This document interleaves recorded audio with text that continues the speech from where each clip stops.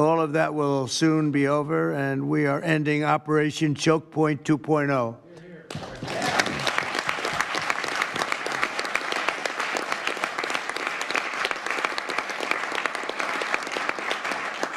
Now, some people really suffered. It was ridiculous what they were doing, but in the end, they came around, but they came around for the wrong reasons. They came around only because they wanted votes, and they saw that tens of millions of people were against them because of what they were doing. I also want to express my strong support for the efforts of lawmakers in Congress as they work on bills to provide regulatory certainty for dollar-backed stablecoins and the digital assets market.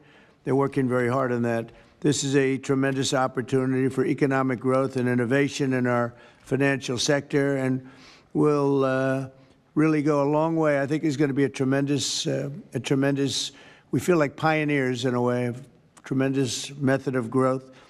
And things are very much tied, and we want to keep it that way, the U.S. dollar. Long into the future, we're going to keep it that way. I hope lawmakers will send that legislation to my desk before August recess if they can. And they're very much working with you, and you know a lot of them, and a lot of them were committed right from the very beginning. So I just want to congratulate you all for being at the White House today, and a man who knows more about Bitcoin and AI and just about everything else than anybody, David Saxton. I'd like to have you say a few words, David. Thank you, Mr. President. We're all here today because of your leadership, your vision, and your generosity, and I really want to thank you for that. We're also here because of your desire to make America great and to introduce a golden age in America, including for digital assets. And we're here because of your love of innovators, or as you might say, high IQ people. Yeah, we know you love high IQ people. And we have about 30 of them here in the room today. These are the top people in the digital asset industry. And one other thing that I think that you love is legal fairness.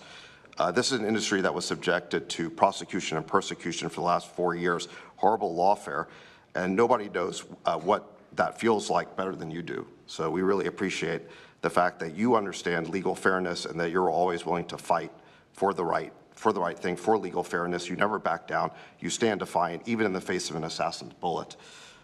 It's an inspiration to everyone in this room, I think. So it's an honor. Thank you.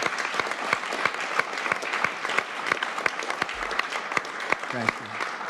So I just want to say it's an honor to work for you. It's an honor to work for a president who works every day to get so much done on behalf of the American people. Your administration is moving at tech speed. It's really amazing. It's actually faster than any startup that I've been part of. Is that your administration moves even faster. So I just want to say thank you for having me be a part of it.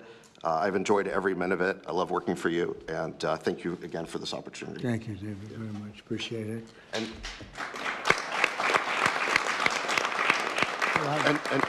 now I just want to pass the ball to Secretary Bessent. Scott. Good.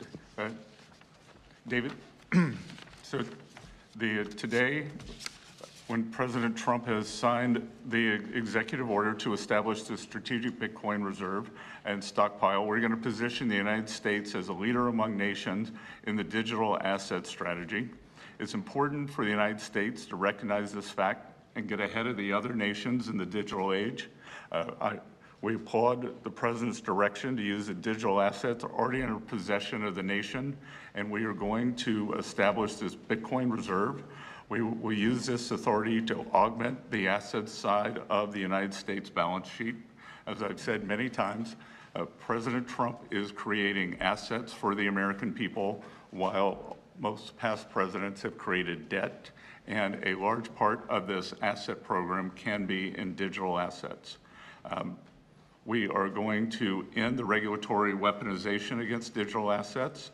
The Biden administration's actions did nothing other than punish innovators, and that all of you have made it here today is really a testament to your fortitude. Much of Treasury's responsibility in this order relates to the tax code and determinations around risk weightings, and I'm here to assure you that we are going to work with the Comptroller of the Currency, the IRS, and we're going to rescind and amend all applicable previous guidance. and we are going to put a lot of thought into the stablecoin regime. And as President Trump has directed, we are going to keep the U.S. the dominant reserve currency in the world, and we will use stablecoins to do